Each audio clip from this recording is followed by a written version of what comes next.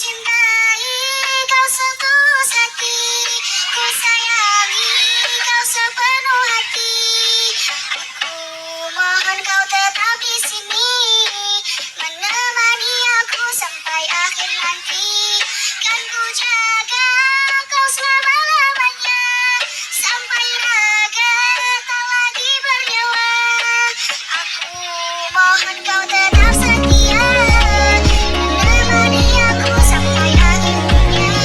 Ku cintai kau setulus hati, ku sayangi kau sepenuh hati. Aku mohon kau tetap di sini, menemani aku sampai akhir nanti.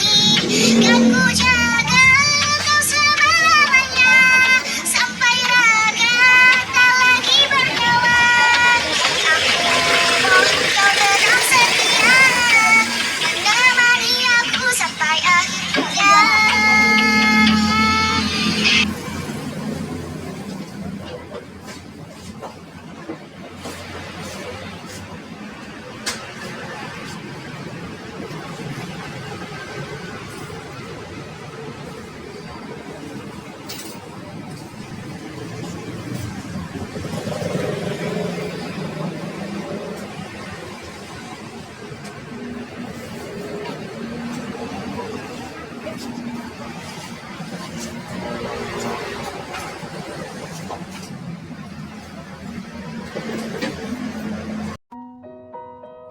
Bismillahirrahmanirrahim. Para jemaah rahimakumullah, pada hari ini kita mencoba menggali tentang kekuatan doa. Ada sebuah arahan dalam tafsir Ibnu Katsir ketika menafsirkan surat Al-Baqarah 144. Qad nara taqalluba wajhika fis sama falanwalliyannaka qiblatan tardah fawalli wajhaka syatral masjidil haram. Ibnu Katsir menggambarkan bahwa saat itu Rasulullah berharap berdoa kepada Allah, tapi doanya ternyata adalah doa yang tanpa kata. Artinya komunikasi doa yang dibangun oleh Rasulullah Shallallahu Alaihi Wasallam adalah doa dalam hati, doa di dalam jiwa, bukan doa dengan rangkaian kata-kata dan kalimat secara verbal. Ini menjadi sebuah pelajaran penting bagi kita, bahwa doa terbaik adalah doa yang bukan hanya menyiapkan kata-kata indah kemudian dinarasikan dan disampaikan. Ternyata beberapa tingkat di atas itu, doa yang terbaik adalah doa yang dipancarkan dengan komunikasi kejiwaan kita, dengan energi positif bahwa Allah senantiasa mengetahui apa isi hati kita. Jadi Ibnu Katsir menggambarkan Rasulullah Shallallahu Alaihi Wasallam itu banyak meminta kepada Allah, tapi hanya menengadahkan wajahnya ke langit, kemudian tanpa berkata-kata. Nah, disitulah Allah mengatakan qad nara taqalluba wajhika fis sama. Menurut Ibnu Katsir ini adalah doa yang sangat-sangat luar biasa, yaitu doa tanpa kata kalau kita bisa istilahkan. Maka para jemaah sekalian, doa yang paling menarik untuk kita lakukan adalah bagaimana kita berdoa dengan kepasrahan dan dengan narasi kesyukuran. Maka doa tanpa kata ini harus memang ada dua tools ataupun dua sarana yang harus kita lalui. Yang pertama adalah kepasrahan bahwa kita yakin Allah Maha Tahu, Allah Maha Mengetahui, Allah Maha Menggerakkan, Allah Maha Memiliki hak prerogatif, kepasrahan. Kemudian yang kedua, narasinya adalah narasi kesyukuran. Artinya keinginan ini harus dibangun dengan rasa syukur, bukan rasa mengeluh, rasa menyalahkan diri, menyalahkan orang, merasa lemah. Tidak. Justru doa yang dibangun dengan narasi kesyukuran itu akan menjadi sebuah energi yang sangat-sangat luar biasa dan langsung menusuk pada kenyataan yang kita inginkan. Ini sepadan dengan di zaman sekarang sedang digandrungi bagaimana yang disebut dengan doa yang bisa menarik, kalau bahasa sekarangnya dengan the law of attraction. Salah satu inti dari teori the law of attraction itu adalah memang berpikir positif, kejiwaan positif, yang di dalamnya kepositifan itu adalah kesyukuran.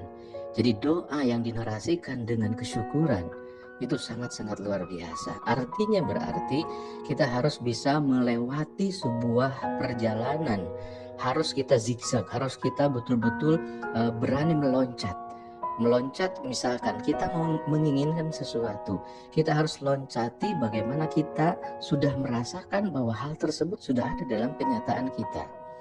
Dan ini yang teori dipakai oleh mereka dengan istilah the law of attraction. Kalau menurut arahan disiplin ilmunya mungkin di zaman sekarang istilah dengan ada dalam istilah fisika kuantum itu ada yang namanya quantum jump, yaitu quantum jump itu melompat dalam sebuah tatanan suasana di mana kita sudah merasa terjelma sesuatu yang kita inginkan itu. Jadi bukan kita ya Allah saya minta A, tapi narasinya adalah aku bersyukur ya Allah Engkau telah berikan sesuatu hal yang aku inginkan, dan luar biasa terbayang indahnya ketika kita melakukan dan merasakan dan mendapatkan sesuatu tersebut yang kita inginkan itu. Jadi quantum jump, kemudian dasar dari fisika kuantum dengan energi kita untuk masuk pada wilayah di mana yang ideal kita inginkan dan sudah kita rasakan. Dan tentunya sebagaimana pernah saya sampaikan bahwa Allah pun menuntut kita demikian. Ketika Allah mengarahkan agar kita mendapatkan surga, begitu detail Allah menggambarkan tentang surga. Padahal surga adalah sesuatu hal yang gaib, yang belum kita rasakan, yang belum kita lihat. Bagaimana digambarkan jannatin tajri min tahtihal anhar. Dalam surat Ar-Rahman digambarkan dengan kalimat mudhammatan. Jadi keindahan kegunungan, kemudian pebukitan, ada air yang mengalir, kemudian suasana yang hijau jernih. Itu merupakan dalam tanda kutip, dalam tanda kurung, sebuah hayalan yang dijelmakan untuk suasana surga. Itulah suasana di mana kita merasakan yang namanya quantum jump, lari untuk pada satu kenyataan yang dimana kita inginkan. Ternyata demikian kalau kita ingin berdoa, meminta sesuatu hal yang kita inginkan, dua hal yang harus kita siapkan tadi. Pertama adalah kepasrahan, ketundukan kepada semua aturan Allah dan kita optimis dengannya. Kemudian yang kedua adalah narasi kesyukuran. Doa bukanlah kita merintih dalam kondisi kita kepahitan, kekurangan. Ya Allah saya tuh kurang, ya Allah saya tuh terzalimi, ya Allah saya minta. Tidak, itu adalah narasi yang standar, bahkan mungkin di bawah standar. Tapi narasi yang di atas standar adalah narasi di mana kita bisa mengangkat energi dan narasi kesyukuran, kemudian dengan kepasrahan yang totalitas. Indahnya kita bisa menyiapkan dua hal tersebut, yaitu kepasrahan, kemudian narasi kesyukuran. Inilah yang mungkin yang pernah kita istilahkan dengan sanashkur, sadar nafas syukur. Itu salah satu cara untuk bisa masuk pada dunia atau suasana di mana kita bisa berdoa dengan indah dan nyaman. Itulah yang digambarkan dalam suasana ketika Rasulullah meminta kepada Allah, qad nara taqalluba wajhika fis sama falanuwalliyannaka qiblatan tardaha fawalli wajhaka syatral masjidil haram. Dikabulkan oleh Allah dengan narasi doa yang dicontohkan oleh Rasulullah, dengan narasi doa tanpa kata, tapi menggunakan doa kejiwaan, doa hati. Wal afu minkum. Assalamualaikum warahmatullahi wabarakatuh.